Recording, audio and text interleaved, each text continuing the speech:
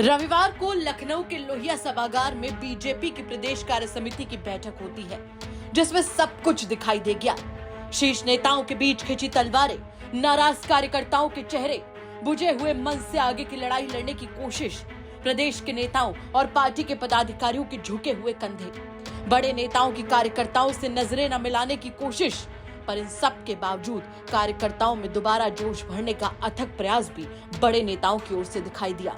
कार्यकर्ताओं को लेकर केशव प्रसाद मौर्य ने सबसे बड़ी बात कही। केशव प्रसाद मौर्य ने कार्यकर्ताओं से कहा, जो आपका दर्द वही मेरा भी दर्द, और बीजेपी में सरकार से बड़ा संगठन है, संगठन था और संगठन रहेगा। केशव प्रसाद मौर्य ने कहा कि 7 कालिदास मार्ग कार्यकर्ताओं के लिए हमेशा खुला है।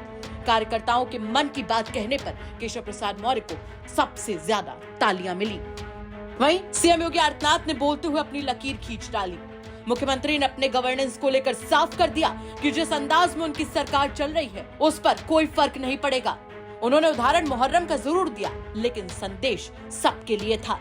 जब संगठन के बड़े नेता प्रदेश अध्यक्ष से लेकर केशव प्रसाद मौर्य तक कार्यकर्ताओं की बात कर रहे थे, तो उसका जवाब सीएम योगी आदित्यनाथ ने यह कहकर दे दिया कि जब विपक्ष झूठे नैरेटिव गढ़ रहा था तो हमारे कार्यकर्ता जवाब क्यों नहीं दे पाए। स्मार्टफोन पर सुबह शाम गुड मॉर्निंग भेजा जा सकता है, लेकिन विपक्ष के फैलाए झूठ का जवाब क्यों नहीं दिया गया।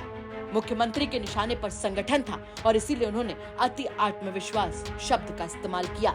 मुख्यमंत्री ने यह भी कहा कि चुनाव के नतीजों से किसी को बैकफुट पर जाने की जरूरत नहीं है।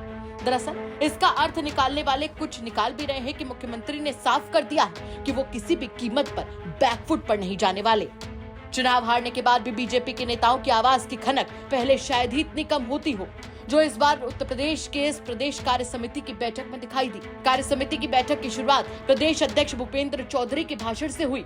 अपनी बात रखते हुए आखिर में भूपेंद्र चौधरी ने कार्यकर्ताओं के लिए जो सबसे महत्वपूर्ण बात कही वो था कि कार्यकर्ता हमारे लिए सबसे बढ़कर है, उसके मान सम्मान से कोई समझौता नहीं हो सकता। यूं तो कार्यकर्ताओं की बात सबने की, लेकिन राजनीतिक प्रस्ताव में कार्यकर्ताओं के बीच फैली निराशा का कोई जिक्र नहीं है। ना ही अफसरशाही के खिलाफ लगातार बोल रहे नेताओं के उस मुद्दे का जिक्र है जिसमें यह कहा गया है कि कार्यकर्ता नाराज होकर घर बैठ गया। कार्यकर्ता थाने और तहसील पर लोगों का सही काम भी न करा पाने की वजह से चुनाव में शांत रहा। यानी कार्यकर्ताओं के दर्द का कोई जिक्र राजनीतिक प्रस्ताव में नहीं हुआ। राष्ट्रीय अध्यक्ष जेपी नड्डा ने सभी से आत्मचिंतन की बात जरूर की।